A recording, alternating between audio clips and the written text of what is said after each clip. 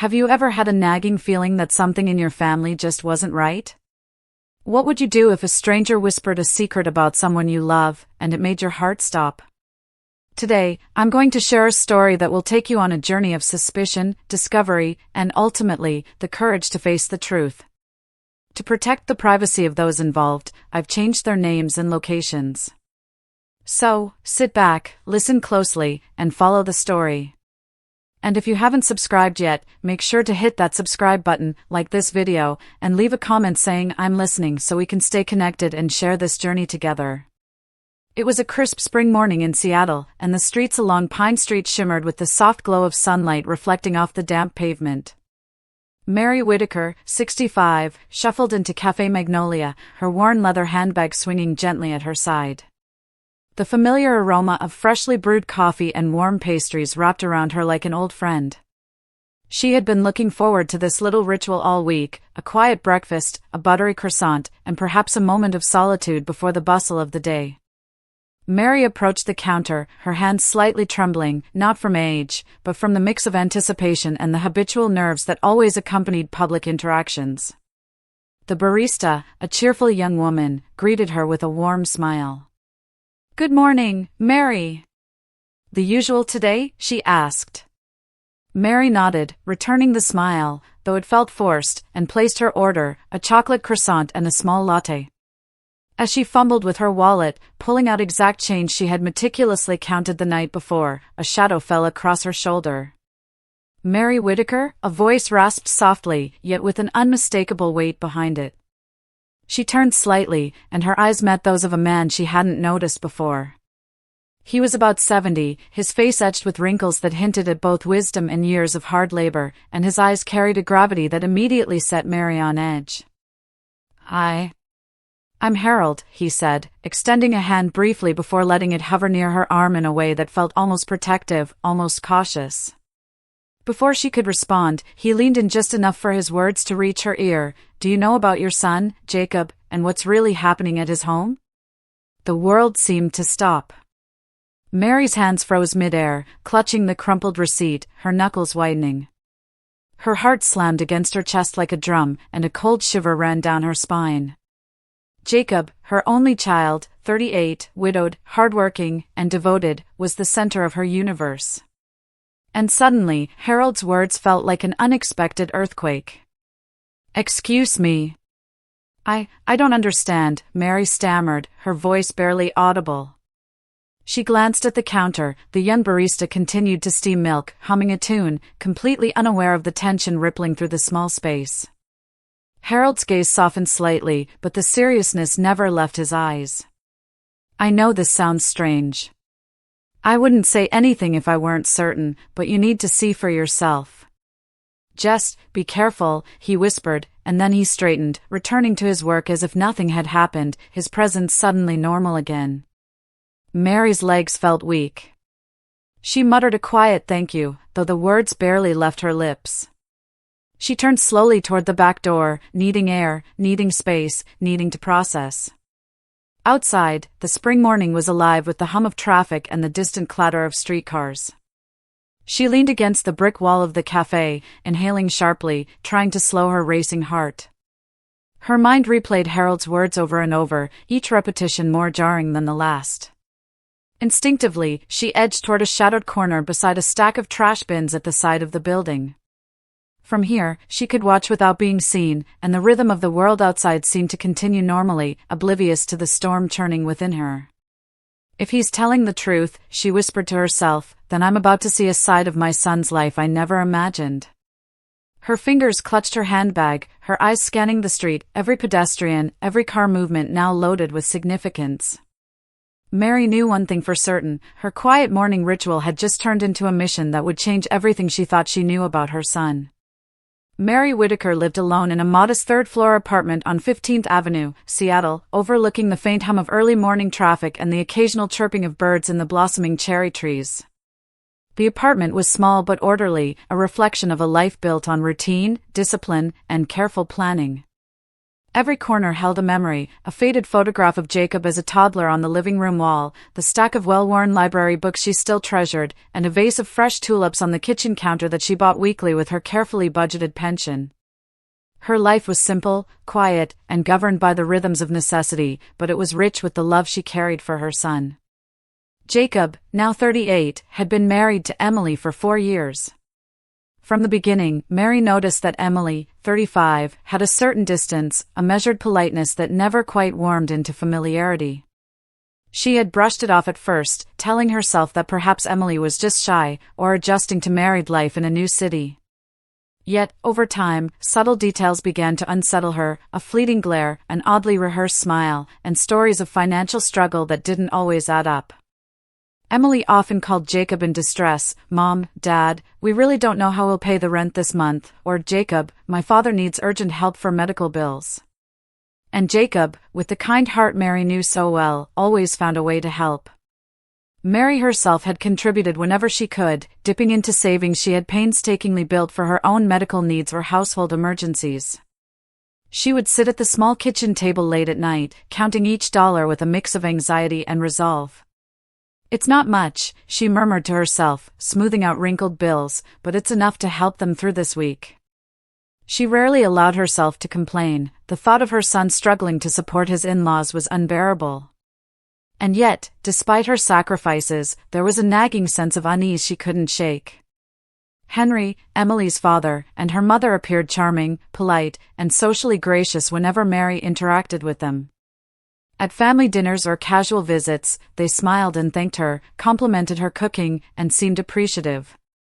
But Mary noticed something subtle, almost imperceptible, an impatience in their eyes when she reached for the checkbook or counted the coins she was willing to spare, a flicker that vanished too quickly to confront, yet remained lodged in her subconscious. She wondered quietly, sometimes aloud to herself, are they really as honest as they appear? It was this mixture of doubt and maternal instinct that had brought her to the edge of action. She realized that she could not rely solely on words, she needed to observe for herself. The whispers of Harold at Café Magnolia earlier that morning had ignited a spark, an urgent curiosity that demanded proof. If there were inconsistencies, she would need to see them firsthand, and she would need to understand the truth before it was too late. Every detail mattered, every gesture, every purchase, every story told by Emily or her parents. Mary felt a peculiar tension in her chest as she recalled her life's work, years devoted to the library, to educating others, to raising Jacob as a single mother after her husband passed away. She had lived carefully, given wisely, and now, at 65, she was faced with the possibility that her generosity might have been manipulated. But her love for Jacob overrode fear. She whispered softly to herself as she gazed out her apartment window, "I have to know. I have to see it with my own eyes."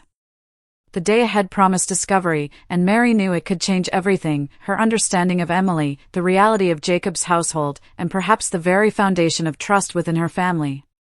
With a deep, steadying breath, she resolved to follow her instincts.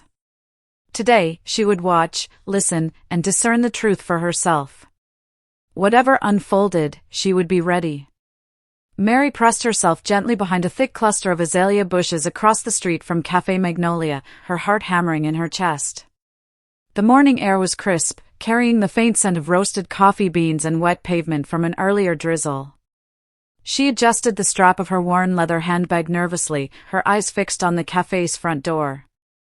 Her fingers clenched into fists at her sides, and she whispered softly to herself, "Okay, Mary, just watch.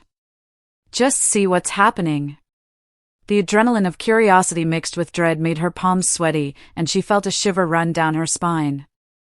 Moments later, Harold emerged from the café, carrying a pristine brown paper bag emblazoned with the Café Magnolia logo. But this was no ordinary morning coffee run. The bag contained specialty items, perfectly wrapped and visibly expensive. Mary's breath caught in her throat. She knew exactly how much these pastries and coffees cost, far beyond the modest means Emily always claimed her family had.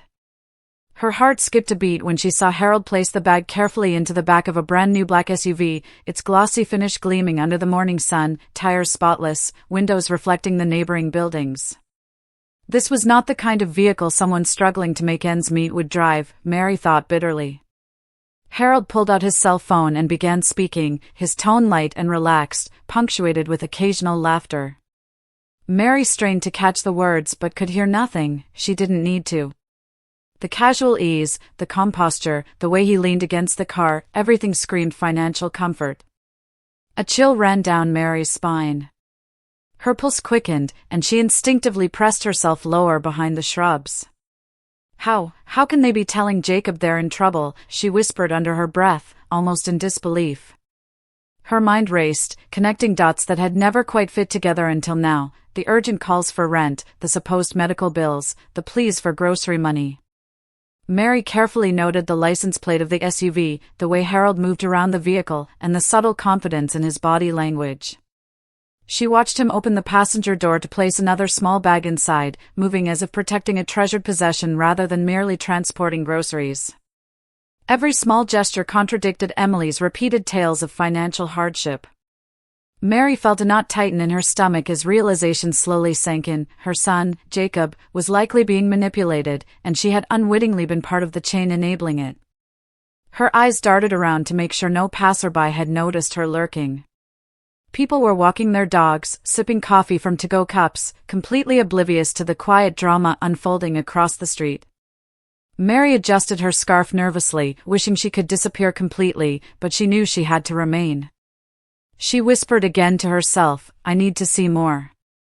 I can't jump to conclusions yet, but I have to know the truth." She made a silent promise. She would watch, memorize, and gather evidence, anything to protect Jacob from being deceived. Harold finally got into his SUV and drove away, smoothly merging with the morning traffic. Mary waited a moment, her breathing slow but deliberate, letting the scene settle in her mind. The tension in her chest loosened just slightly, replaced by determination.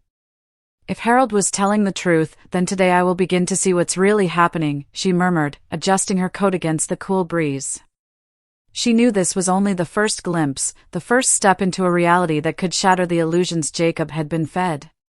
And with that thought, Mary crouched a little lower, her eyes scanning for the next sign, every nerve alert, ready to uncover the hidden truth. The morning had started quietly in Mary Whitaker's small apartment on 15th Avenue, Seattle. Sunlight filtered softly through the lace curtains, casting a gentle glow on the neat stacks of mail and the well-worn armchair where Mary often sat to read. She moved around the apartment methodically, her movements deliberate, almost ritualistic. Before leaving, she carefully counted the cash in her wallet, her fingers tracing each bill with a mixture of diligence and habit. $10 were set aside for a chocolate croissant from Café Magnolia, $15 for her usual latte, and the remainder neatly tucked away for groceries and medications for the week. She murmured to herself, "Every dollar counts. I have to make this stretch." She pulled on her favorite soft blue sweater, the one she reserved for special outings, and wrapped the scarf her mother had given her years ago around her neck. The familiar fabric brought a strange comfort, a reminder of both guidance and love she still felt even decades after her mother's passing. Standing in front of the mirror, she adjusted her hair and smiled faintly at her reflection. "You've got this, Mary," she whispered, trying to steady the flutter of nerves in her chest. Today, she was going to see Jacob and Emily, and she wanted to appear calm, composed, and cheerful, a mother ready to share a simple, loving gesture, completely unaware of what the day might hold. The sound of a car horn drew her attention. Jacob had arrived, as punctual as always, sitting in his old, slightly battered sedan. The vehicle's faded blue paint and scuffed tires were a stark contrast to his meticulous nature, but Mary had always found charm in its reliability. "Morning, Mom," he said, opening the passenger door with a gentle smile. "Ready for breakfast?" Mary nodded, carefully placing her bag on her lap and fastening her seatbelt. The drive through the bustling streets of downtown Seattle was filled with the familiar rhythm of city life, delivery trucks rumbling, joggers passing by, the occasional clang of a streetcar bell. Jacob chatted lightly about work, mentioning a meeting he had scheduled with a client and a minor problem with a colleague.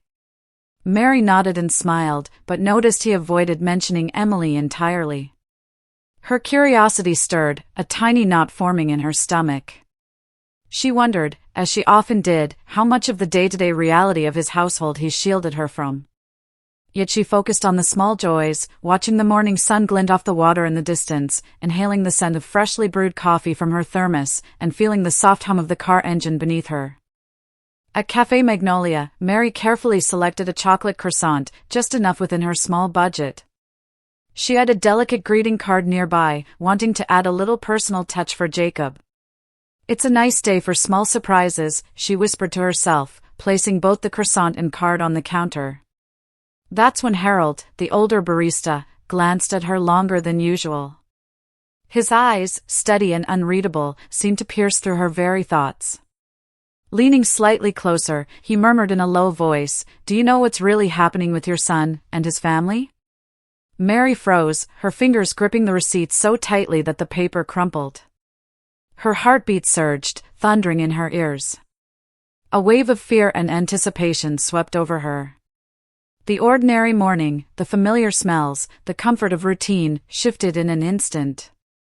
She felt as though the world had slowed, every detail sharp, the faint hiss of the espresso machine, the rustle of a newspaper in the corner, the distant laughter of a couple at a nearby table. Her mind raced, trying to process the gravity of Harold's words. "No, it can't be," she whispered under her breath, though her body felt rigid with tension. At that moment, Mary realized with a chilling certainty that the life she thought she knew, the routines and assurances, might be about to unravel completely. Mary felt a chill creep up her spine as Harold, the elderly barista, leaned in closer, lowering his voice almost to a whisper. The soft hiss of the espresso machine and the gentle clinking of coffee cups seemed to fade into the background, leaving only the weight of his words. "Mary, you need to know the truth," he said carefully, glancing around to ensure no one else was listening. "Emily and her family, they aren't struggling like they say. They buy expensive things, French wine, designer clothes, high-end cosmetics, and all in cash. And Jacob, he sends them money every month, completely unaware." Mary's hands froze mid-air, clutching her wallet, her knuckles whitening. She could feel her heart pounding so loudly she was certain Harold could hear it. I don't understand," she stammered, her voice barely audible. "What do you mean?"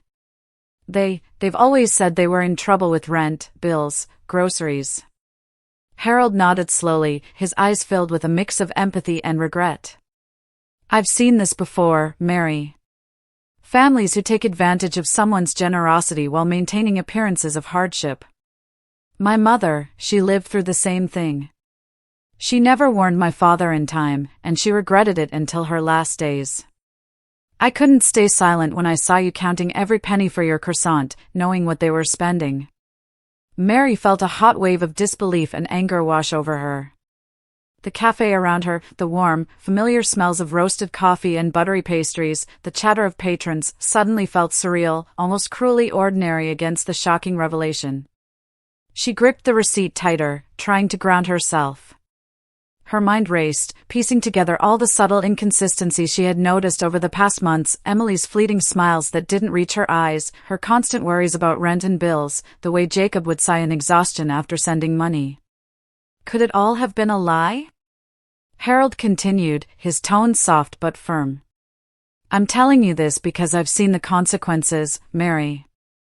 If someone doesn't step in, your son will continue to be used, month after month. People like them, they depend on generosity and blind trust. And right now, you're the only person who can stop it before more harm is done." Mary nodded, though she barely breathed. Her throat felt tight, her vision slightly blurred. She whispered to herself, almost as if to convince herself of courage she didn't yet feel, I have to see for myself. I cannot let him be deceived." She paid for her croissant and latte mechanically, each step towards the door feeling heavier than the last. Outside, the Seattle morning was brisk, the damp pavement glistening in the sun, pedestrians moving past without noticing the storm raging inside her. Mary adjusted the scarf around her neck, took a deep breath, and pressed her hand to her chest, trying to slow her heartbeat. Every instinct screamed that she had to follow Harold's warning, but she also knew she needed to remain calm, careful, and vigilant. "I'm going to find out," she murmured under her breath, almost in a vow. I'll see what's really happening at Jacob's house. I'll watch. I'll know the truth. Each step she took along the side street was deliberate, measured, as if her very caution could somehow shield her from the uncertainty ahead. The mixture of worry, disbelief, and growing anger fueled her resolve. Mary Whitaker knew one thing with certainty: she would not allow her son to be deceived any longer. Today, she would begin to uncover the hidden reality, one careful observation at a time. Mary pressed herself flat against the brick wall on the side of the café, the faint warmth of the morning sun brushing her face, but unable to calm the knot of anxiety tightening in her chest. From this vantage point, she had a clear view across the street to the Nordstrom store at Pine Street. Her hands clutched the strap of her purse nervously, fingers twisting the leather, as she tried to make herself as inconspicuous as possible while keeping her eyes trained on Emily and her parents. Her heart pounded with a mix of fear and anticipation. Through the large glass doors of the store, she saw Emily emerge carrying multiple shopping bags, each emblazoned with high-end designer logos she knew all too well: Gucci, Prada, and Chanel. Emily's laughter floated across the street, light and carefree, as if unaware of the financial strain she always described in her calls to Jacob. Mary's chest tightened. She could feel a wave of anger mixed with a sinking feeling of betrayal. "This can't be happening," she muttered under her breath, her voice barely audible, "not after everything Jacob has done for them." Henry, Emily's father, appeared behind her, impeccably dressed in a crisp new dress shirt and tailored slacks. He walked with an easy confidence, a subtle smile playing across his face, and opened the door of a silver SUV parked just a few feet from the curb. The vehicle gleamed in the morning light, clearly recently purchased and immaculately maintained. Mary's eyes narrowed as she watched him place the shopping bags carefully into the trunk, treating them with a care that suggested they were prized possessions rather than everyday groceries.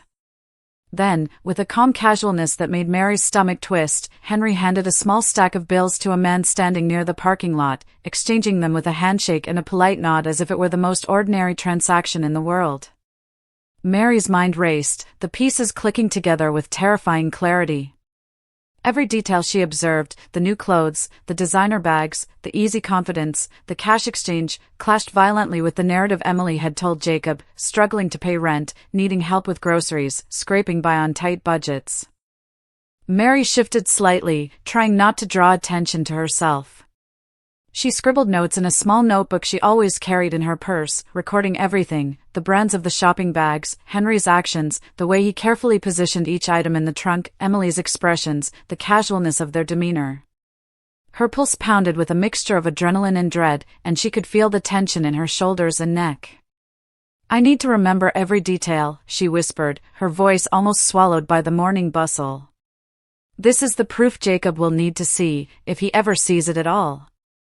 Across the street, Jacob sat in the café's outdoor seating area, sipping his coffee and scrolling through his phone, blissfully unaware of the scene unfolding before him. Mary's eyes flicked back and forth, her brain analyzing every inconsistency: the supposed financial struggles, the tales of hardship Emily had shared, the extravagant purchases, and the calm, luxurious demeanor of Henry and Emily. Each observation confirmed Harold's warning: each gesture, each smile, each movement was a small nail in the coffin of deception. Mary felt a mix of disbelief, sorrow, and mounting determination. The stakes were clear: she needed to gather as much evidence as possible without being noticed, to ensure that when the time came, she could confront the situation with irrefutable proof. Her breathing became deliberate, controlled, though her heart continued to race. She whispered to herself, "Jacob deserves the truth. I can't let them deceive him any longer." She stayed in position, crouched behind the shadow of a delivery truck, watching as Henry and Emily finally drove away, the SUV gliding smoothly into traffic. Mary exhaled slowly, trying to steady her shaking hands. She knew that this was only the beginning of what would be a painstaking investigation, but one she was determined to see through. Every observation, every detail recorded in her mind and notebook, would be crucial. Today, she realized with bitter clarity, she was no longer just a worried mother, she was a detective in the most personal and urgent case of her life. Mary and Jacob settled into the familiar rhythm of the drive back to their modest apartment on 15th Avenue.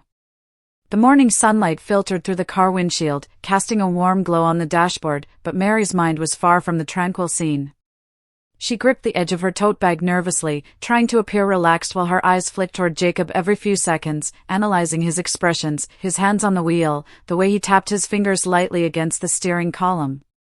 "The croissant was wonderful, Jacob," she began casually. "I thought maybe next time I could bring one of those mini fruit tarts you like so much."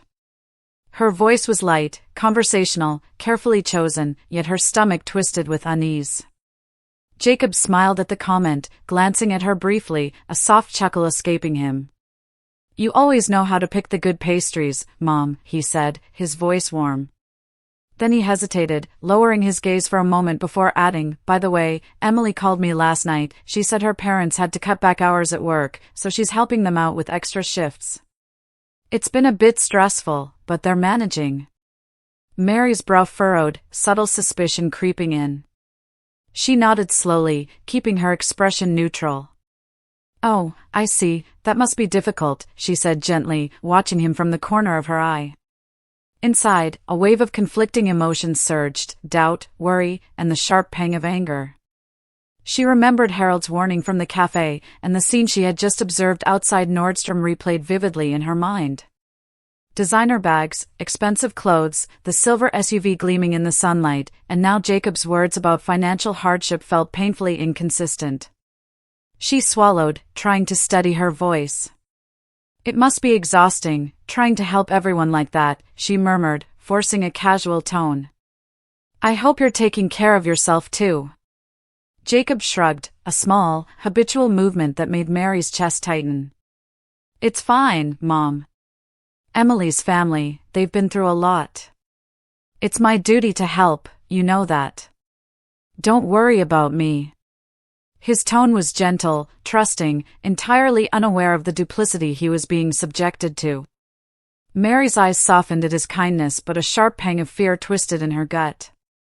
"Jacob," she whispered under her breath, more to herself than to him, "you're being so generous, and you might be giving more than they deserve." The city passed in a blur outside the car windows, street vendors arranging fresh flowers, joggers weaving past parked cars, the distant hum of ferries along the Puget Sound.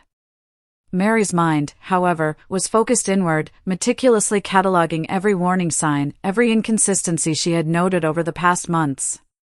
She needed more evidence, more confirmation before confronting him directly. Her pulse quickened with the weight of responsibility. "I have to be careful," she thought, tightening her grip on the seat. "Every choice I make now affects his happiness, his finances, his future." Jacob hummed a tune from his favorite radio station, oblivious to the storm raging inside Mary. She forced a soft smile, replying lightly to his comments, asking about work and errands, steering clear of any direct mention of Emily's spending habits. Each word, each pause, each deliberate effort to appear normal weighed heavily on her. Mary was acutely aware that her next steps had to be precise. She couldn't risk alerting Jacob too soon, not without proof. As they neared their apartment, Mary felt a deep, maternal determination settle over her.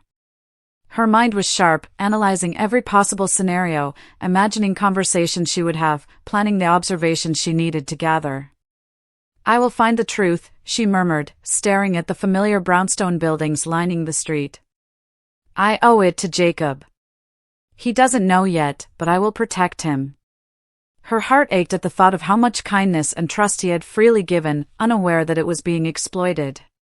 Mary knew she couldn't rush, couldn't act on suspicion alone. She resolved to watch, to gather proof, to carefully document every detail in the days ahead. Each step, each observation, each note would bring her closer to the clarity she needed. She whispered one last vow, her voice trembling slightly with resolve. "I will uncover the truth, Jacob. And I will make sure you are safe." The drive ended, but Mary's mission had only just begun. Mary felt her chest tighten as she walked up the short brick pathway to Emily's house on Madison Street.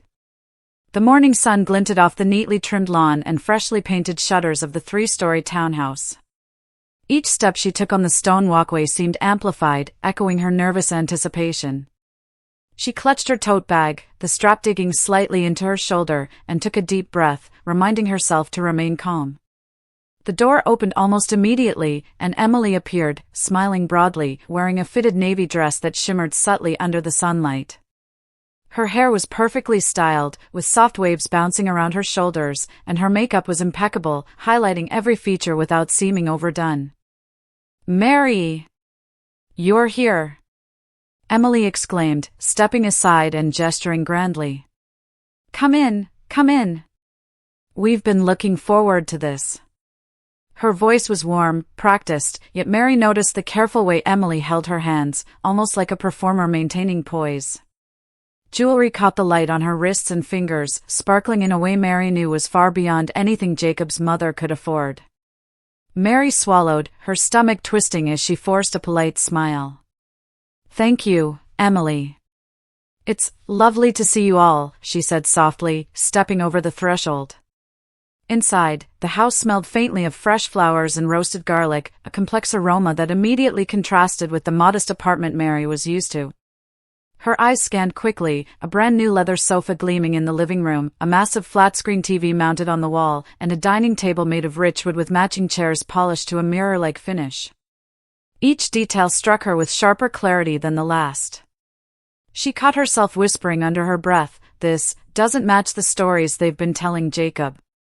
Henry, Emily's father, emerged from the kitchen carrying trays laden with seafood, fresh herbs, and bottles of imported wine. "Mary, please sit," he said warmly, though there was a subtle air of performance in the way he poured wine into crystal glasses. "We wanted to make something special for your visit. Fresh lobster, scallops, and some wine I managed to get at a good price through a friend." Mary's eyes narrowed ever so slightly. The wine labels, however, were unmistakable, premium bottles far beyond what budget-friendly deals could explain. She noted every detail in her mind, the glint of the crystal, the shimmer of the silverware, the careful arrangement of the seafood. Jacob was laughing at something Emily said, completely at ease, unaware of the tension Mary felt.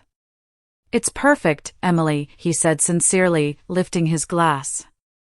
"You really outdid yourself." Mary felt a pang of both admiration and fear, admiration for the familial warmth Jacob believed in, and fear at the disparity between the stories he trusted and the reality she observed.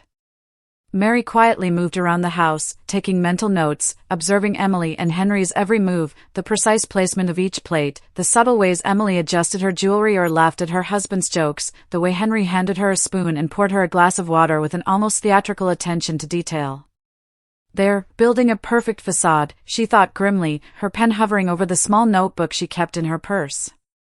Each detail, the new leather, the imported food, the designer dress, the effortless smiles, added another layer to the evidence she needed. She felt a mix of sadness and determination. Jacob was completely trusting, entirely unaware that he was witnessing only a carefully orchestrated performance. Mary sipped her tea delicately, noting how Emily made sure every bite looked balanced and every conversation charming. "They're masters of appearances," she whispered to herself. Her mind catalogued each inconsistency, each contradiction, knowing that these observations would be vital. Her goal was clear: gather undeniable proof, step by step, before revealing the truth to Jacob. Mary settled into a quiet corner of the living room, pretending to admire a decorative vase, all the while watching her son laugh and relax. Her heart ached at the contrast: Jacob, so trusting, so good-natured, and the subtle artifice Emily and Henry had woven around him. Every gesture, every smile, every carefully timed explanation reinforced her suspicions. She resolved silently, with every fiber of her being, that she would not allow Jacob to be deceived any longer. Today, she would collect the evidence that could not be ignored. Mary lingered at the threshold of Emily's master bedroom, her heart hammering in her chest. The soft morning light filtering through the sheer curtains highlighted the pristine condition of the room, but it was the contents that made her pulse race. Carefully, she stepped inside, keeping her movements slow and deliberate so as not to disturb the apparent calm. On a polished oak dresser, several shopping bags stood upright, pristine, their bright store logos glinting in the sunlight. Price tags still clung to some of the items, evidence of a recent, expensive purchase. Mary's eyes widened as she recognized the stores, boutiques she knew charged hundreds, sometimes thousands, for clothing, shoes, and accessories. Her hands trembled slightly as she reached for her small notebook, jotting down every detail: Nordstrom, Chanel boutique, Louboutin shoes, designer handbag, unopened, tags intact. She whispered to herself, trying to calm the storm inside her mind. Unbelievable, all of this, while Emily keeps telling Jacob they're struggling. Her stomach churned at the thought of her son, so kind-hearted, being manipulated. Then her phone vibrated in her purse. She pulled it out cautiously. It was a message from Harold, the barista who had first warned her. Attached was a photograph of a grocery receipt totaling $450, listing bottles of imported wine, fresh seafood, and gourmet ingredients. The date caught her eye immediately. It matched exactly the day Emily had called Jacob requesting help for emergency expenses. Mary's hands gripped the phone tighter, the cold sensation creeping up her spine. This can't be real, she muttered under her breath, though every fiber of her being knew it was. She crouched slightly, inspecting the items in the bedroom more carefully. A pair of high-heeled shoes peeked out from a shopping bag, still wrapped in delicate tissue paper. A silk blouse shimmered under the sunlight, untouched, pristine. Mary's mind raced, connecting dots from her previous observations: the lavish seafood spread at lunch, the sparkling crystal wine glasses, Emily's perfect dress, the new silver SUV outside. Every small detail she had catalogued over the past hours now aligned perfectly with Harold's warning. Mary took a deep breath, forcing herself to remain calm. She carefully photographed the receipt and the tags on the items, making sure no one noticed. Every click of the camera felt like a tiny lifeline, a small step toward revealing the truth to Jacob. She whispered under her breath, "I have to stay composed. I can't let him see my fear or suspicion yet." Her eyes scanned the room again, memorizing the placement of each bag, the brands, the labels. A sudden laugh from the living room reminded her that Jacob was still oblivious to everything. He was talking with Emily, relaxed, completely unaware that his mother was cataloging what might be the most damning evidence of deceit she had ever witnessed. Mary felt a complex mix of emotions: anger at the lies, anxiety for Jacob, sadness at the betrayal, and an intense, focused determination to protect her son. She wrote in her notebook meticulously: Bag 1, Nordstrom, $320, Bag 2, Sephora, $120, receipt matches day of emergency request, luxury seafood and wine, paid in cash. Each note strengthened her resolve. "This is more than a lie," she murmured. "This is a pattern, a systematic manipulation." Mary pressed her lips together, holding back a shiver of fury. Finally, she took a step back, observing the room as a whole. Every detail, from the untouched shopping bags to the polished surfaces and the carefully arranged decor, confirmed what Harold had warned: Jacob was being misled, exploited, and he didn't even suspect it. Mary exhaled slowly, steadying her racing heart. She knew what she had to do next. "I'll gather everything," she whispered to herself. "Every photo, every receipt, every note. Jacob deserves to know the truth, but I have to be precise, calm, careful." The weight of responsibility settled on her shoulders, heavy but resolute. Every glance, every detail, every whispered thought was now a part of her plan, to reveal the truth and protect the son she loved more than anything in the world. Mary stepped out of Emily's townhouse onto the quiet Madison Street, her heart pounding as if it might burst through her chest. The morning sunlight warmed her face, but it did little to ease the chill of realization creeping down her spine. She paused at the curb, taking a deep breath, trying to steady her shaking hands. In the distance, she could hear the faint hum of traffic along the avenue, the occasional bark of a dog, and the chirping of birds, mundane sounds that felt surreal against the storm raging in her mind. Each step she had taken into that house now weighed heavily on her conscience, yet also filled her with a sharp clarity: Jacob had been deceived, manipulated, and exploited. Her thoughts swirled as she recalled the meticulously arranged living room, the gleaming crystal glasses, the seafood that had cost more than her own weekly groceries, the unopened shopping bags with price tags still intact. How could Emily and her family take advantage of Jacob like this? She whispered to herself, the words barely audible over the pounding of her heart. The anger she felt was tempered by a mother's fear and sorrow, a mixture that left her feeling both determined and helpless. Mary's hands tightened around her tote bag, and she glanced down at the small notebook tucked inside. Every note she had taken, every photograph of receipts, every observation of Emily and Henry's seemingly effortless luxury, formed a mounting mountain of evidence. "I need to be careful," she murmured. I can't rush into this. Jacob can't even suspect that I doubt them yet. She pictured her son, always trusting, always generous, laughing with Emily over something trivial, oblivious to the manipulations that had been quietly feeding off his kindness for months. The thought made her chest ache. She started walking slowly down the tree-lined street, her mind already planning the next steps. I need to follow their shopping trips, their parties, every extravagant purchase, she said aloud, though her voice barely carried past her own ears. Her eyes flicked to the Nordstrom across the street, imagining the kind of purchases Emily might make under the guise of sales or friends' gifts. Mary knew that without concrete proof, her warnings could be dismissed as paranoia or jealousy, and she couldn't afford that risk. Pulling her coat tighter around her against the mild spring breeze, she recalled Harold's words from the café. The old man's serious eyes, the urgency in his whisper, it had been a spark, but now it was a blaze. Mary clenched her fists. I will not let Jacob's trust be used against him anymore. Not again. She considered the logistics carefully, recording receipts, taking photos discreetly, noting times and dates, observing conversations without interfering. Every movement had to be precise, unnoticeable, undeniable. A car rolled past, and she noticed the license plate, a small detail, but another mental note. Each step of the way, she felt a mix of fear, determination, and protective love, like a mother walking a tightrope over a chasm of deceit. Her breathing became steadier, her resolve sharper. I must gather proof strong enough that Jacob cannot ignore it. Only then can I confront him with the truth. Mary paused at a corner cafe, resting her hand on the iron railing outside. She sipped a lukewarm coffee from her travel mug, letting the bitter taste anchor her thoughts. She thought about Jacob's sacrifices, the extra hours he worked, the money he had sent to Emily's family, the trust he had placed so blindly in them. Each memory stoked her resolve. By the time she returned to her small apartment on 15th Avenue, the weight of responsibility pressed down hard, but so did a strange sense of empowerment. She had seen the truth, documented it, and formulated a plan. Her heart still thumped with urgency, but her mind was sharper, organized, ready for the next chapter.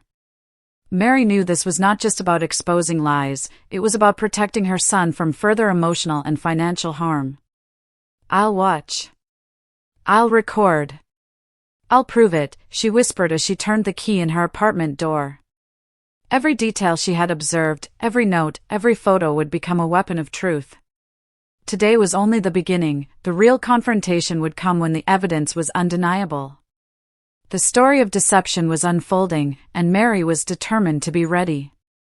Mary gripped the steering wheel of her old sedan tightly as she drove north along 12th Avenue in Seattle. The late morning sunlight filtered through the windshield, casting a warm glow over the dashboard, but her heart was anything but warm. Each turn she took, each red light she stopped at, felt heavier than the last, as if the city itself were pressing on her with the weight of the knowledge she now carried. Her mind replayed every detail from Emily's house, the pristine shopping bags, the price tag still attached, the gleaming crystal wine glasses, and the luxury seafood that Jacob had paid for under the guise of an emergency. Beside her, Jacob hummed a tune softly, completely unaware of the storm brewing in his mother's mind.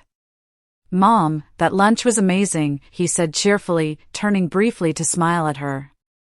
"They really went out of their way today. I think Emily even tried a new recipe, and Dad looked so happy helping in the kitchen." His words were like knives to Mary's chest. She forced a small smile, nodding slightly. "Yes, they looked very well," she said cautiously, deliberately stressing very well as if testing the words on her tongue. The emphasis wasn't lost on her, it was a small, private signal to herself, a way to acknowledge the unsettling truth simmering beneath her calm exterior.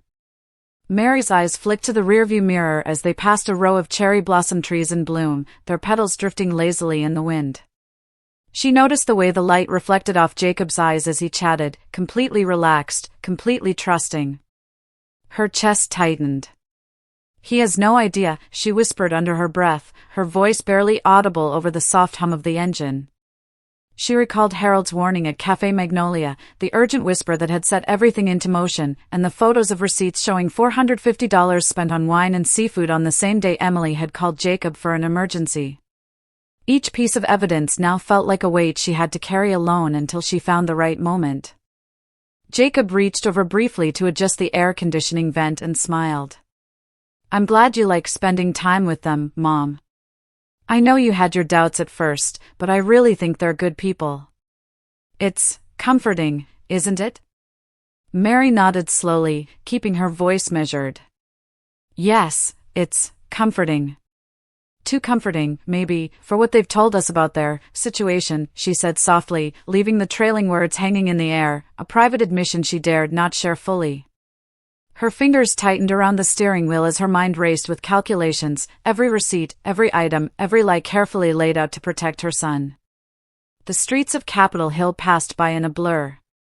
Mary noticed small details that gave her a fleeting sense of control: a bus stop sign, the familiar corner bakery, the parked bicycles, and she imagined her next steps. "I have to gather more proof before I say anything," she told herself. "Jacob can't know yet. If I confront him too soon, he might doubt me instead of seeing the truth." Her resolve hardened with each passing block. She stole a glance at Jacob, still humming, tapping his fingers lightly on the steering wheel.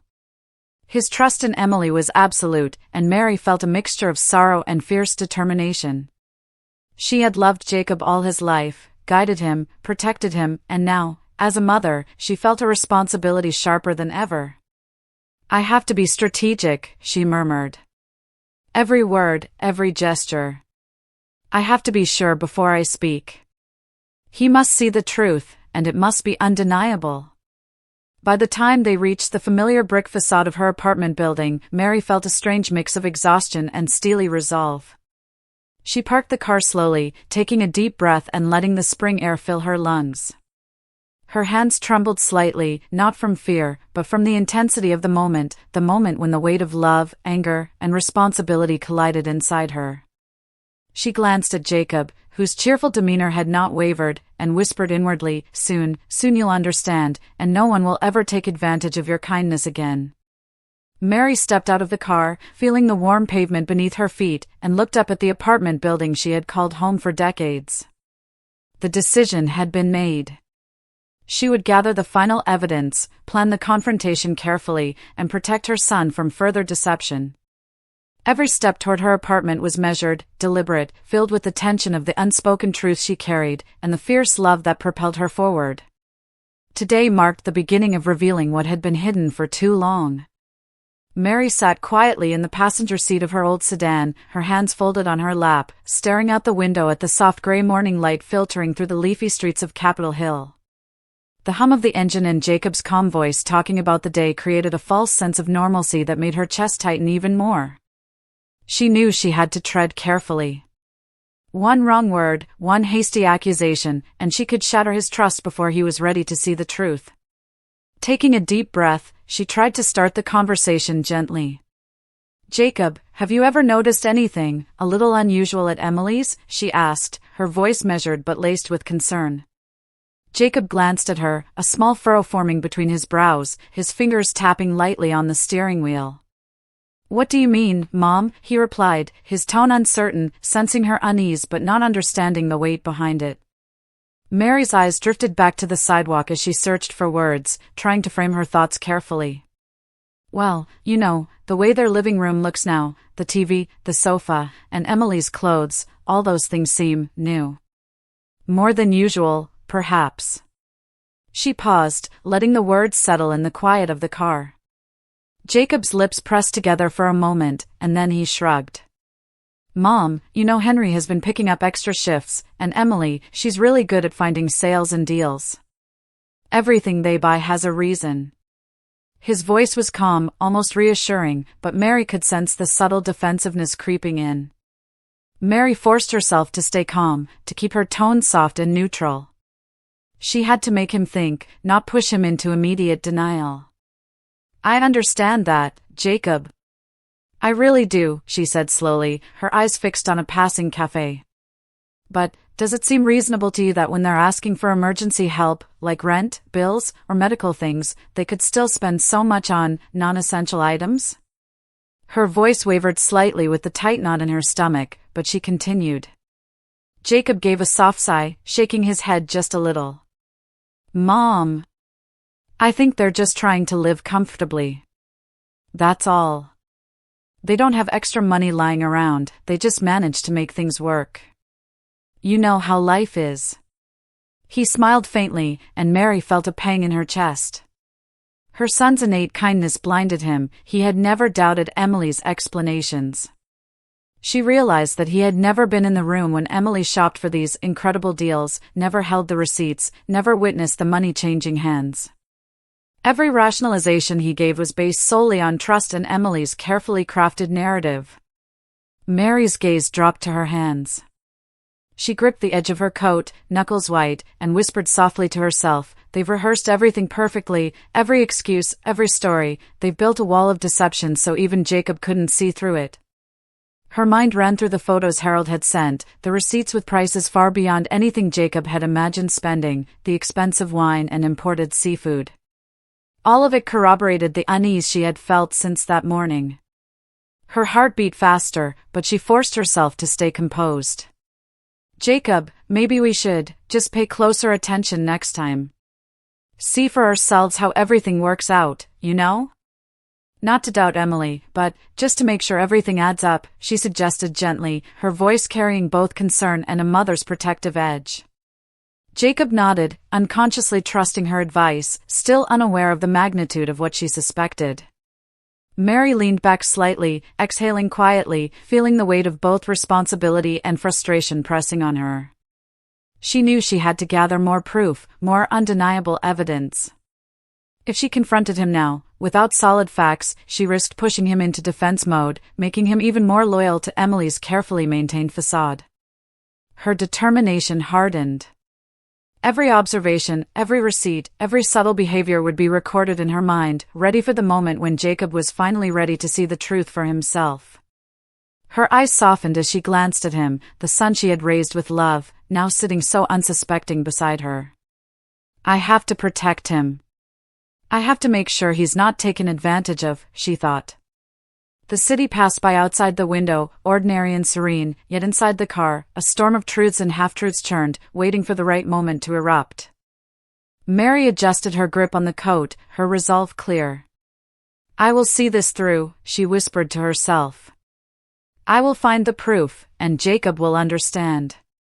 Mary sat at the small oak desk in her apartment on 12th Avenue, a thin shaft of morning light spilling through the half-open blinds, illuminating a mess of notebooks, sticky notes, and scattered receipts. Her hands hovered over her journal, the pen trembling slightly as she tried to organize her thoughts.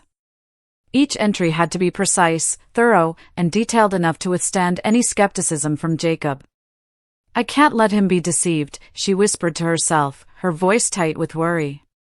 The hum of the refrigerator and distant sounds of Seattle traffic outside only heightened the tension in her chest.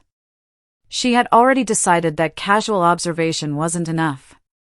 Every action, every purchase, every conversation had to be documented. Today, she would begin at the neighborhood Safeway, a short 5-minute walk from her apartment. She tucked her notebook and pen into the pockets of her light gray coat, making sure she had her phone fully charged, camera ready, and a small thermos of coffee for the long hours ahead. Walking along the familiar streets, Mary adjusted her scarf against the crisp spring air. She rehearsed in her mind how to remain unnoticed while still capturing details. "Just keep calm, observe, record," she muttered, her breath forming little clouds as she exhaled. She found a bench behind a cluster of flowering shrubs, just enough to shield her from view while still having a clear line of sight to the front entrance of the store. Minutes later, Emily emerged, her tote bag adorned with the Nordstrom logo, the fabric glinting slightly in the morning sunlight.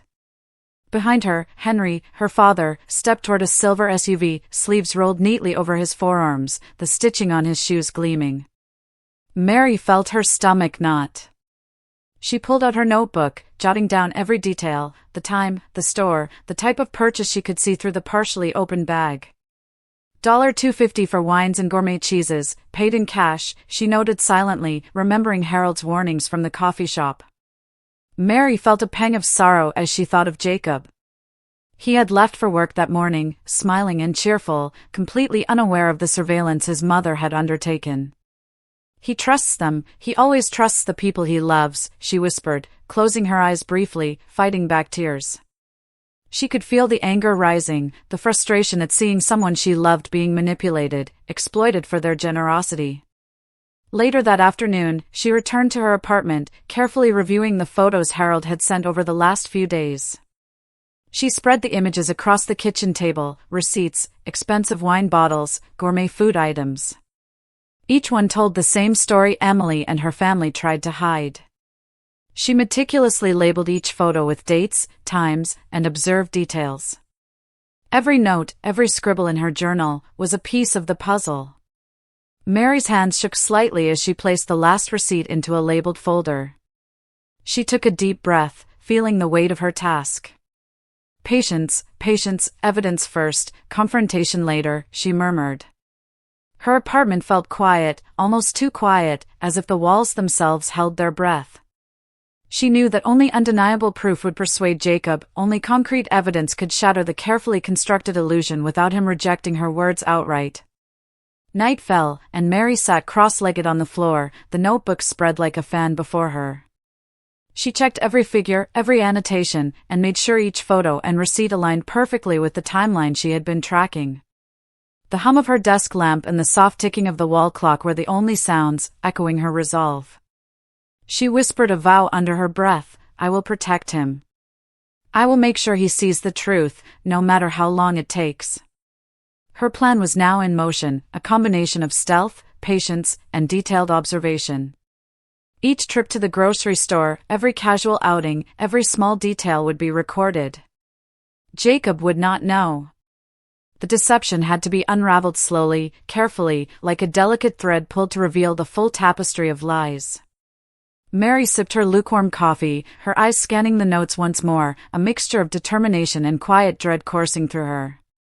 The first steps of her investigation were complete, and the long, painstaking process of gathering irrefutable proof had begun.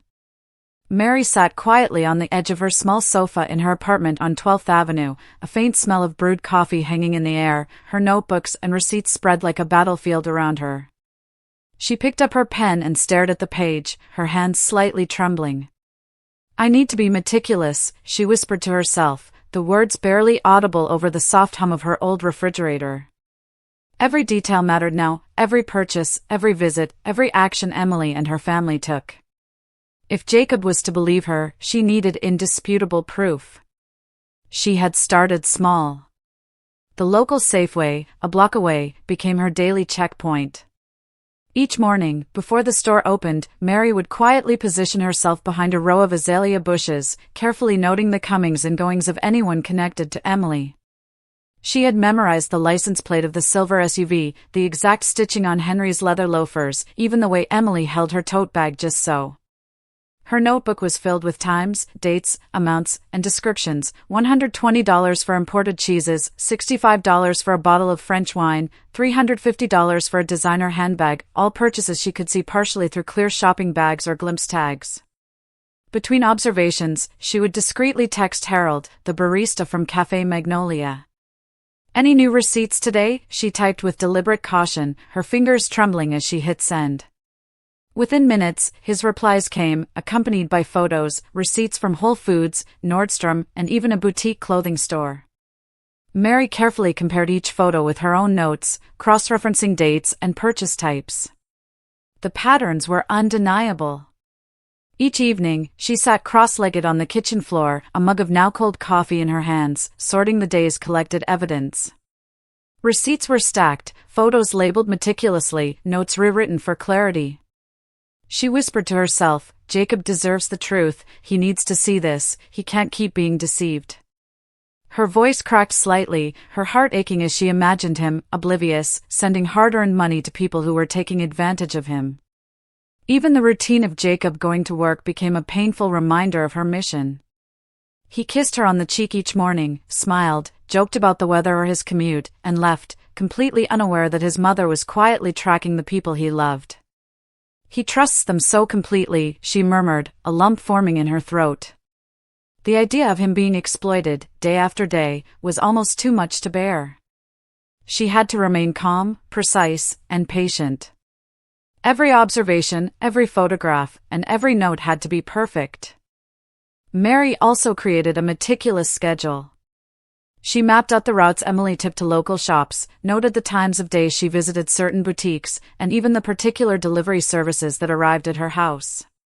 "If I miss one detail, he might not believe me," Mary said aloud, tapping her pen against the table. She began color-coding her notebooks, red for purchases, blue for observed behavior, yellow for inconsistencies and stories she overheard. At night, after carefully cataloging every image, receipt, and observation, Mary would lean back, exhausted but resolute, sipping her lukewarm tea. "Patience, Mary. Proof first, confrontation later," she whispered to herself, taking a deep breath. She knew that only with concrete, irrefutable evidence could she hope to open Jacob's eyes without him dismissing her concerns. The weight of the responsibility pressed on her chest, but she welcomed it. Every painstaking note, every discreet observation, was a step closer to protecting her son. Her mission was clear: observe, record, cross-check, and preserve evidence that would leave no room for doubt. Each day became a careful choreography of secrecy and attention to detail. Mary felt the tension in her shoulders, the pounding in her chest, and yet a quiet determination settled over her. She wasn't just gathering evidence, she was crafting a shield for Jacob, one detail at a time. The investigation had begun, precise, deliberate, and utterly necessary. The following week felt like a blur for Mary Whitaker. Every morning, she brewed a fresh pot of coffee, the rich aroma filling her small apartment on 12th Avenue, Seattle, and settled into her usual spot by the window. Her notebooks, receipts, and Harold's photographs were spread across the dining table, a carefully orchestrated battlefield of evidence. She held her phone in one hand, scrolling through Harold's latest messages, while her other hand shook slightly as she jotted down notes. $5.20 for imported wine and fresh seafood, purchased the same day Emily called Jacob for rent money, she muttered to herself, her voice barely above a whisper. She stared at the photo Harold had sent, an itemized receipt from a specialty grocery store downtown, the total amount highlighted. Just below it, she noticed another receipt, this one for $780, imported cheeses, pastries, and high-end chocolates. Her chest tightened, the familiar ache of worry and anger squeezing her heart. Every line item screamed luxury, every total an affront to the financial struggles Emily had so often lamented. Mary leaned back in her chair, rubbing her eyes and trying to suppress a groan. The tiny apartment suddenly felt cramped, suffocating with the weight of all she had discovered. She picked up her notebook and began categorizing the receipts chronologically, marking each one with meticulous detail: date, time, items, location. "Jacob needs to see this," she said aloud, her voice quivering. "He has to understand. He can't keep sending them money if this is true." Her thoughts were interrupted by the ringing of her phone. It was Linda, a neighbor who lived 2 blocks away on 15th Avenue. Mary answered quickly, her heart pounding in anticipation. "Mary! I don't know if you've heard, but last night Henry and Emily threw this enormous birthday party," Linda whispered, excitement lacing her voice. "There were dozens of people, catering, decorations, you name it. They even had a string quartet in the living room. I couldn't believe it. I kept thinking, how can they throw such a party if they're really struggling?" Mary scribbled furiously in her notebook as Linda continued describing the event: lavish floral arrangements, imported desserts, bottles of champagne, extravagant gift bags for guests. "Thank you, Linda," Mary said softly, heart aching. "This helps more than you know. I just need to make sure I have everything right." After hanging up, she leaned back, letting out a slow breath. The sheer amount of evidence was staggering.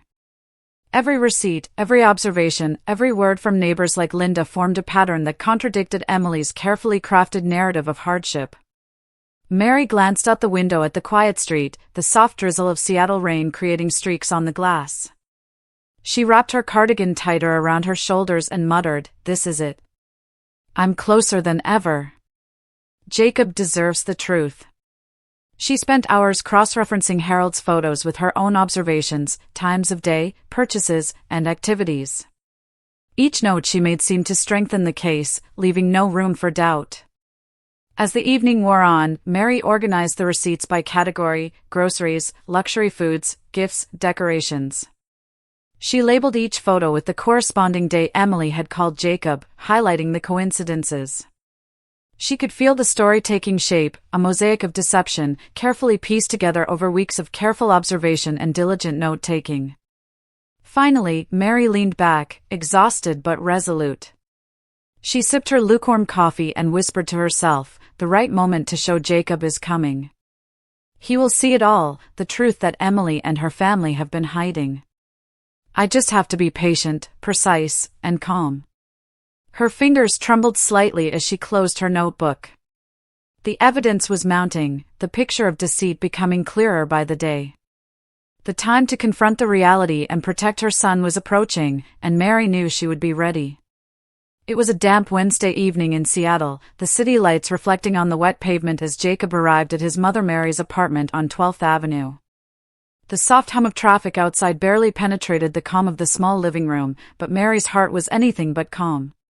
She had spent the entire day organizing the receipts, photographs, and notes she had painstakingly collected over the past 2 weeks. Her hands trembled slightly as she picked up her phone, scrolling to the first image Harold had sent, a detailed receipt for $450, items ranging from imported wine to fresh seafood. Jacob stepped inside, removing his damp jacket and shaking the raindrops from his hair. "Hi, Mom," he said with a tired smile, brushing a hand across his forehead.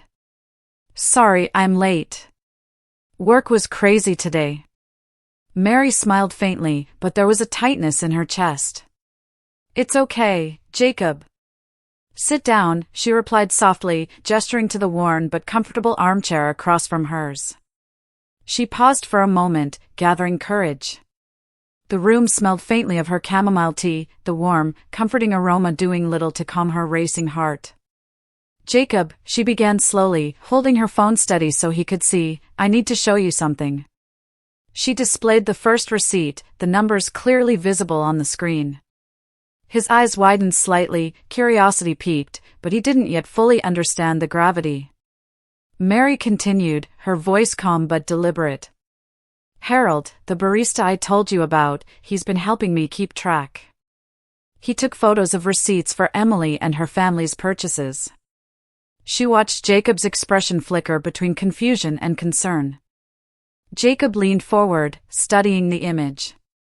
"Mom, this is a lot of money," he said slowly. Maybe they got some extra work, or these were gifts from friends." He glanced at Mary, searching her eyes for reassurance, a hope that perhaps there was a simple explanation. Mary shook her head gently, her hand brushing against his arm. "Jacob, that's just it. Look at the dates. Every one of these purchases, expensive wine, seafood, designer items, matches the days Emily called you asking for rent money or other financial help." Her voice wavered slightly, but she held eye contact, letting the truth sink in. Jacob's face changed subtly, the confident trust he had always held for his wife began to falter. He stood slowly, pacing the small apartment, hands shoved into his pockets, eyes darting between the phone screen and the stacks of receipts Mary had prepared. I just don't understand," he muttered, a low, disbelieving tone. "They told me they were struggling. Every time I sent them money, I thought it was helping." His voice cracked, a mix of sorrow and betrayal evident in every word. Mary's own eyes stung as she watched her son struggle to reconcile the reality with the image he had trusted for so long. "I know, Jacob," Mary said softly, moving closer and placing a reassuring hand on his shoulder. "I didn't want you to see this way, but you need to know the truth. They've been using your generosity for their own benefit. All of this, the gifts, the parties, the luxury items, it doesn't match the story they've been telling you." She paused, letting the weight of her words settle. Jacob sank into the armchair, burying his face in his hands, the sound of his muffled breaths filling the room. Mary watched him, heart aching. She had always feared this moment, the moment where her son would see the reality of the people he loved most, and feel the sting of betrayal. "I'm so sorry, Jacob," she whispered. "I know it hurts. But knowing now means you can protect yourself moving forward." He lifted his head, eyes red, staring at the images of receipts and the meticulous notes she had compiled. Slowly, realization dawned. The explanations he had clung to, the excuses he had believed, were all dissolving before his eyes. The room was silent for several moments, save for the distant hum of traffic outside and Jacob's shaky breaths. He finally spoke, voice low but determined. "Mom, thank you for showing me this. I need to think, but I can't ignore it anymore." Mary nodded, a mixture of relief and sorrow washing over her. She knew the next steps would be difficult, but for the first time in weeks, there was clarity. Jacob was no longer blind to the truth, and together, they could begin to face it. Mary took a deep breath, holding back her own tears, and whispered, almost to herself, "It's time, Jacob. The truth has to come first, no matter how much it hurts." Jacob's eyes met hers, a silent acknowledgement passing between them, their bond strengthened by the honesty and courage that had finally emerged. The rain had softened to a gentle drizzle outside Mary's apartment on 12th Avenue, casting a silvery sheen over the streets of Seattle. Inside, the living room was dimly lit by the warm glow of a single lamp, the soft hum of the radiator filling the quiet spaces. Jacob sat hunched on the couch, his hands clasped tightly, eyes fixed on the floor. The receipts and notes Mary had meticulously arranged on the coffee table lay between them like evidence of a hidden world he had never imagined. "Mom," Jacob finally whispered, his voice thick with disbelief and hurt. He lifted his head slowly, eyes glistening. Why would Emily do this? Why would she lie to me, take all this money?" His fingers trembled as he reached for one of the receipts, tracing the numbers with a shaking hand. Mary's heart ached at the sight of her son, the man she had watched grow into a kind and trusting soul, now facing the harsh reality of betrayal. Mary moved closer, sitting beside him on the couch, her hand finding his in a comforting grip. "Jacob, I know it's hard to hear," she said softly, her voice steady despite the surge of emotions threatening to overwhelm her. "They took advantage of your kindness. They knew you would help, and they exploited it. All those stories about needing rent, bills, emergencies, they weren't true." Her eyes met his, trying to anchor him, to give him the strength to face what he had long refused to believe. Jacob's breath caught, and he slumped further, a single tear tracing down his cheek. "But, $500, he murmured, almost in disbelief. "I've sent them over $5,000? And that doesn't even include the help you gave them, Mom." His hands shook as he clutched the papers, the weight of betrayal pressing heavily on his chest. The numbers, once abstract, now translated into hours of overtime, months of sacrifices, dinners skipped, and dreams postponed. The financial betrayal was staggering, but the emotional wound cut even deeper. Mary squeezed his hand gently. "I know, Jacob. I know it hurts. But knowing the truth now means you can protect yourself going forward. They can't take your kindness from you, but they tried to manipulate it." She paused, watching the storm of emotions play across his face. "Tonight, if you confront Emily, it will be difficult. She may try to explain, to justify, to twist things. But you need to hear her words with the truth in front of you." Jacob swallowed hard, his throat tight, eyes scanning the receipts, the photographs, and the notes Mary had carefully kept. The realization began to crystallize in his mind, not just the money, but the manipulation, the trust violated, the love he had given freely. "Mom, thank you," he said finally, his voice trembling. "Thank you for showing me this. I don't know how I could have figured it out on my own." Mary felt a bittersweet relief wash over her. Relief that Jacob could finally see the truth, but worry gnawing at her for the confrontation that awaited him. She watched him straighten, resolve settling into his posture, his eyes now sharper, more aware, though shadowed with pain. "It's not easy, Jacob," she added quietly. "Once you know the truth, nothing will ever feel the same again. But facing it is the only way to reclaim your life, your peace, and your freedom." Jacob nodded slowly, a deep breath escaping his lips, as if trying to steady himself for the challenge ahead. "I'll talk to her tonight," he said with quiet determination, the sorrow still present but mingled with a newfound strength. Mary reached over, placing both hands on his shoulders. Remember, Jacob, you are not alone. Whatever happens, I'm here. We'll face this together. The living room was silent for a few moments, save for the distant murmur of traffic and the soft patter of rain. Mary's mind raced, thinking of the hours of preparation, the careful observation, the evidence gathered. She felt a mix of pride and apprehension, pride that Jacob could finally confront reality, apprehension for the emotional storm that was about to unfold. Jacob looked at her, eyes glistening, and whispered, "I don't know how I'll face her, but I have to. I can't let this continue." Mary nodded, a quiet affirmation passing between them. It was the moment she had feared and anticipated, the moment truth and courage would meet in her son's life. "Tonight, Jacob," she whispered softly, "you reclaim what is yours. Not just your money, but your trust, your dignity, and your heart." The morning after the confrontation, Ballard felt unusually quiet. The usual chatter of neighbors and the distant hum of traffic seemed muted, almost as if the street itself was holding its breath after the storm of revelations. Jacob sat on the edge of his modest apartment sofa, staring blankly at the hardwood floor. The apartment, smaller than the home he had shared with Emily, felt both cramped and oddly comforting. Boxes from the move were still stacked in the corner, unopened, each one a reminder that he was starting over. Mary sat opposite him, her hands wrapped around a steaming mug of chamomile tea. The aroma rose gently, filling the room with warmth, but it did little to ease the tension that clung to both of them. "Jacob," she began softly, her voice steady but tender, "I know this hurts. I know it's hard to see everything we've done and how they took advantage of your kindness." She paused, glancing at him, seeing the storm behind his eyes. Jacob rubbed his face, his fingers trembling slightly. I can't believe it, Mom," he whispered. 2 years, all that money, it's gone. And all of it, just, taken." His voice broke, and he buried his face in his hands. Mary reached across, placing a gentle hand on his shoulder. "I know, sweetheart. But at least now we know the truth. That truth, painful as it is, it sets you free." She paused, watching him breathe, listening to the subtle rise and fall of his chest, the way his body still carried the shock and exhaustion of betrayal.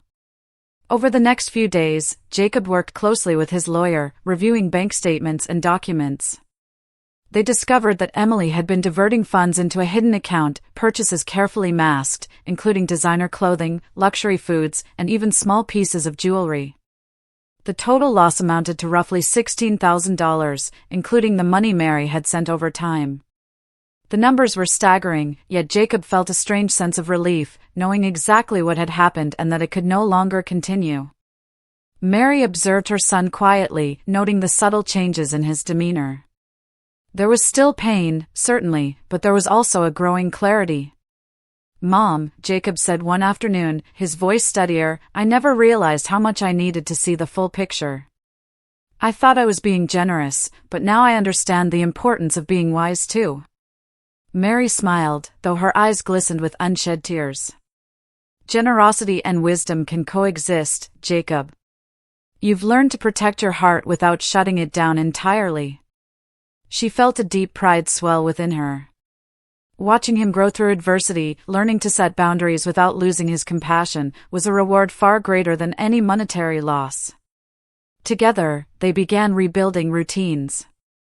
Jacob's apartment was arranged methodically, bills and finances carefully monitored, each action a step toward reclaiming control. Mary called local friends to explain the situation, ensuring that Emily and Henry could not manipulate anyone else through their network. The neighborhood slowly returned to normal, though Jacob's experience left a lingering caution in his interactions. Evenings became moments of quiet reflection. Mary and Jacob would sit together, often sipping tea, sharing thoughts and laughter that had been suppressed for months.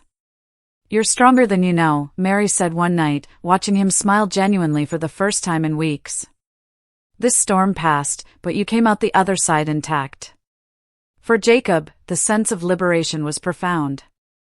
No longer ensnared by manipulation, he could now direct his energy and resources toward genuine needs and relationships. Trust would be rebuilt cautiously, but this time on a foundation of transparency. Mary, watching him regain his confidence, felt a lightness in her chest, a long-awaited relief. After so many days of worry and planning, the storm had finally cleared, leaving them both with a hard-earned peace. Spring in Seattle brought a gentle warmth to the city streets, the kind that made the morning light glint off the wet pavement after a light drizzle.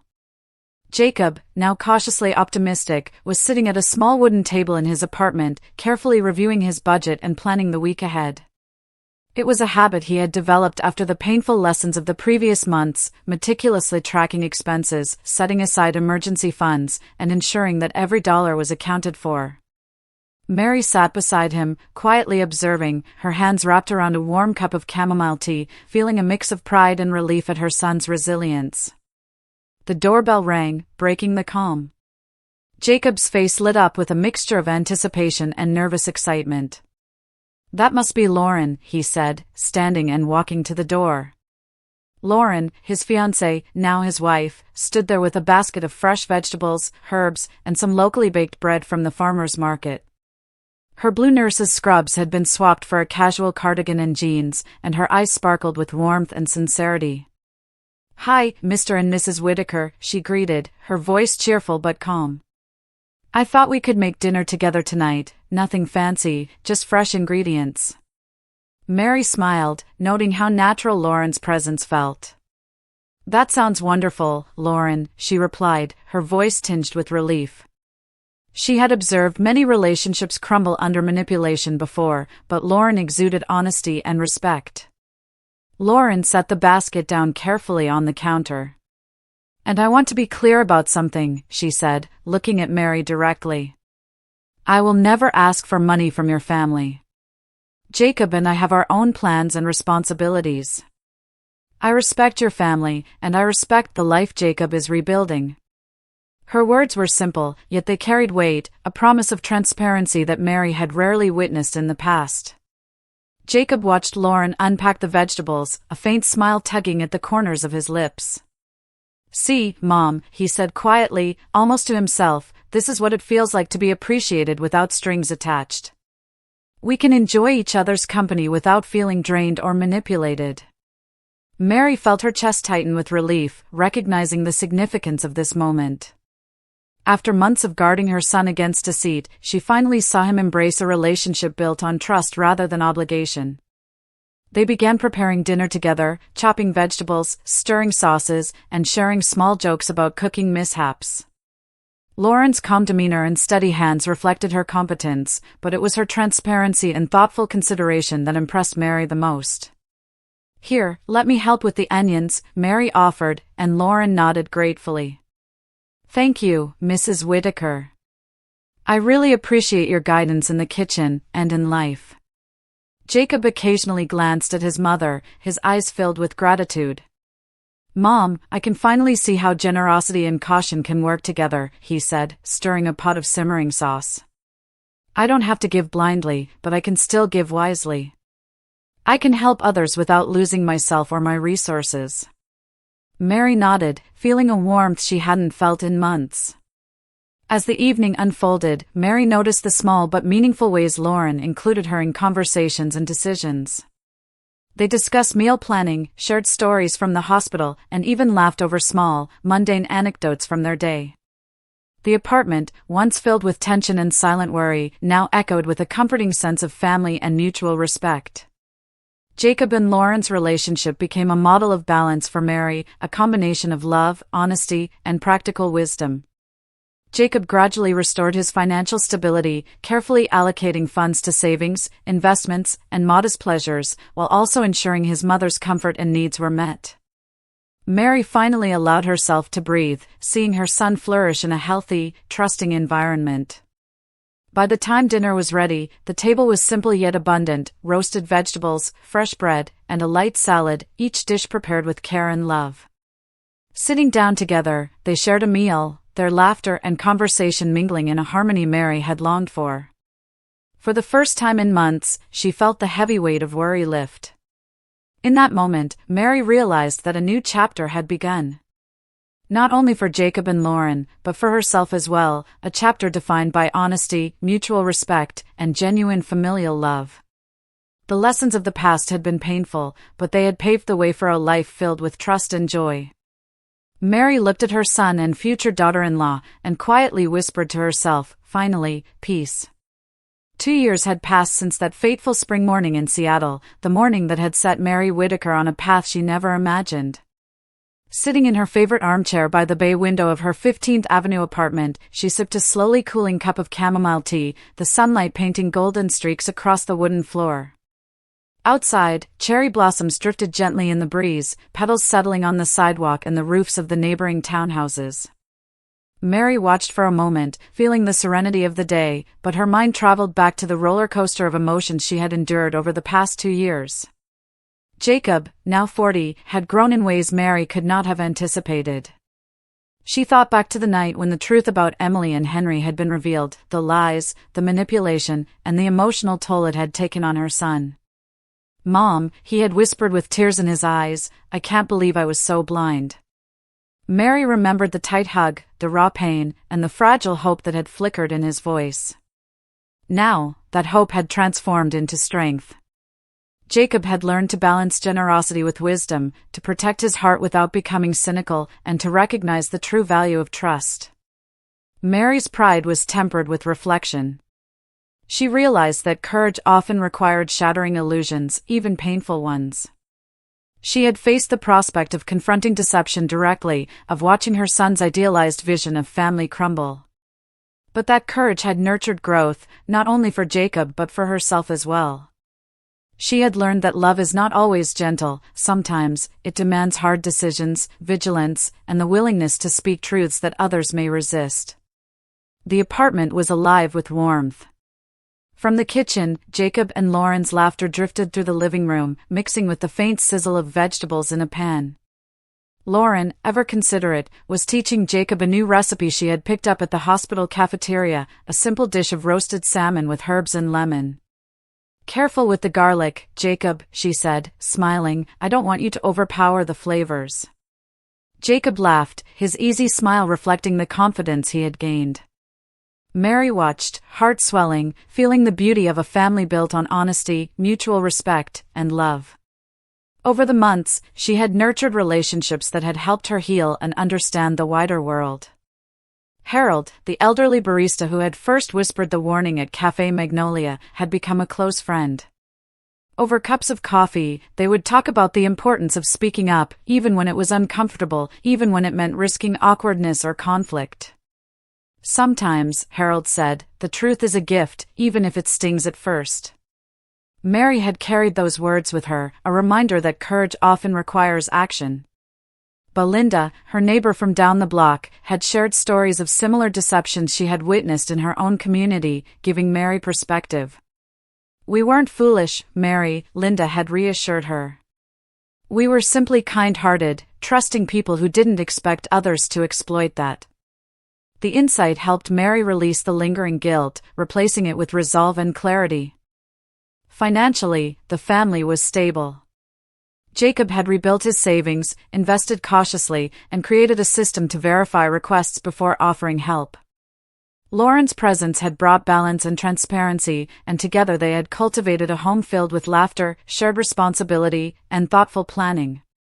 Mary herself enjoyed newfound peace. She was no longer burdened by fear or worry, but by quiet satisfaction, knowing her son's generosity was now safeguarded. Mary leaned back, eyes closing briefly, savoring the sound of her son and daughter-in-law exchanging playful banter in the kitchen. She understood now that the most precious things in life were not money or material wealth, they were relationships grounded in trust, love, and integrity. She had protected that treasure, and now she could enjoy it without fear.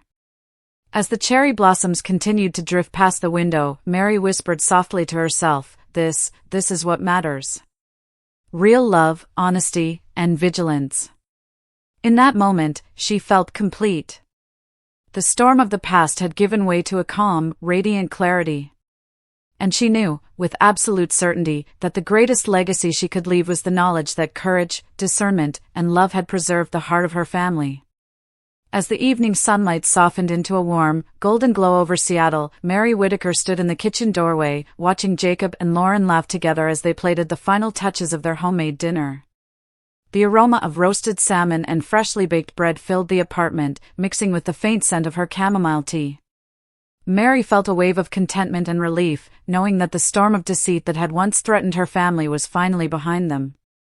Jacob had grown wiser, more resilient, and more thoughtful, while Lauren's gentle presence had brought stability and honesty to their household. Mary thought back to the long journey, the initial suspicion at Café Magnolia, the cautious observations, the mounting evidence, and finally the confrontation that had unveiled the truth.